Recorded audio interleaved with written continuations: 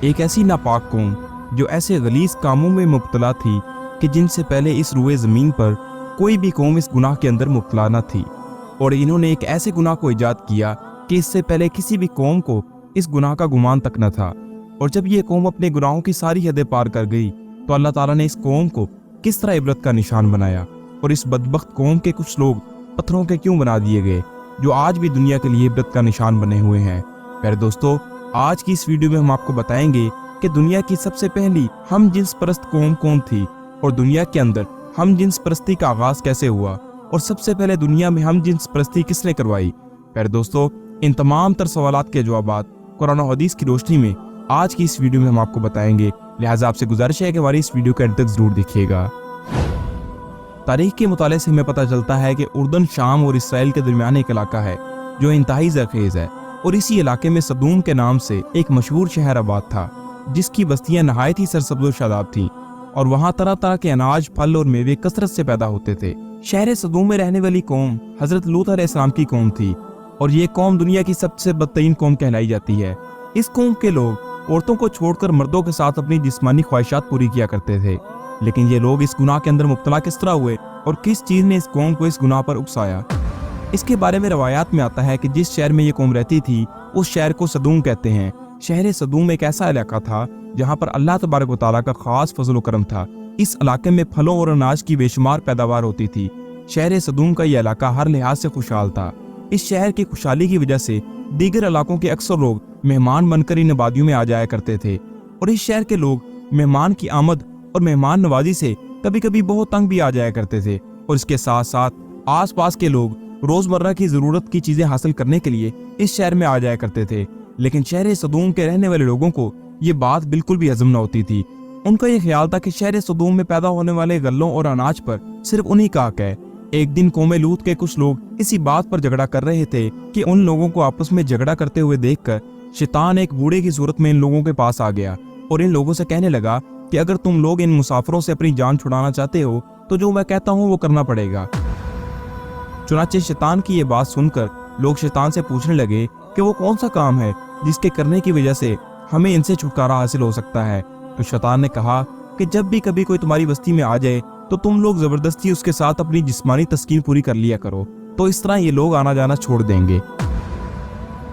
اس کے ساتھ ہی پھر اگلے دن شیطان ایک خوبصورت نوجوان لڑکے کی صورت میں ان لوگوں کے پاس آیا اور شہر صدوم کے لوگوں کو اپنی طرف مائل کرنے لگا۔ شہر صدوم کے لوگ اس خوبصورت لڑکے کی جوانی اور جسم کو دیکھ کر اس کی طرف مائل ہونے لگے اور اس خوبصورت لڑکے کے ساتھ زنا کر بیٹھے۔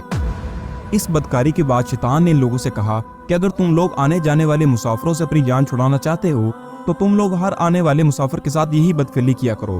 جب تم لوگ ہر آنے والے مسافر کے ساتھ یہی بدفعلی کیا کرو گے تو کوئی بھی مسافر تمہارے علاقے میں داخل نہ ہوگا۔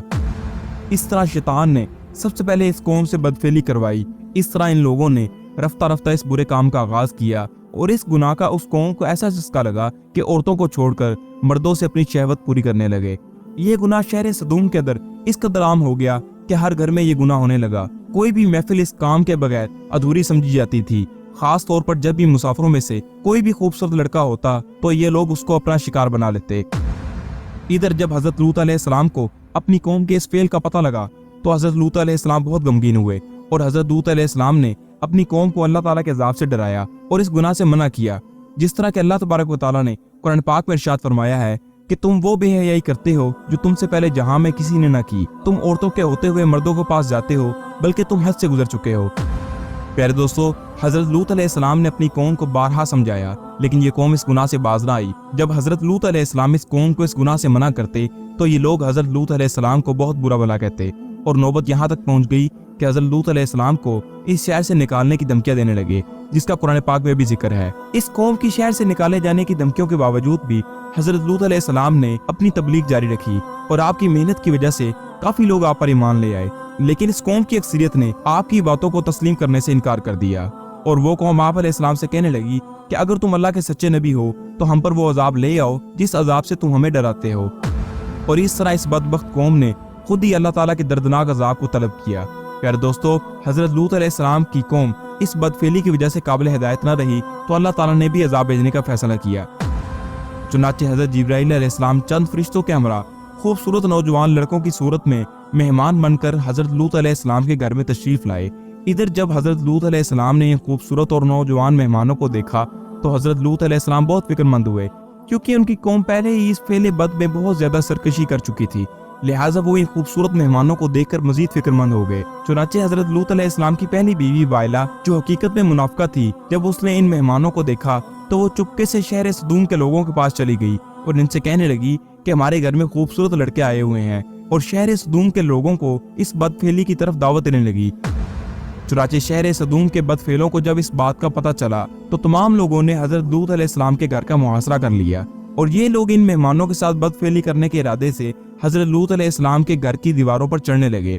चुनाचे हजरत लूत अलैहिस्सलाम ने जब ये मंजर देखा तो अपने मेहमानों को एक कमरे में छुपा दिया, और हजरत लूत अलैहिस्सलाम ने अपनी कौम के बदफेलों को बड़े प्यार के साथ समझाया और इस घिनौने काम से मना किया।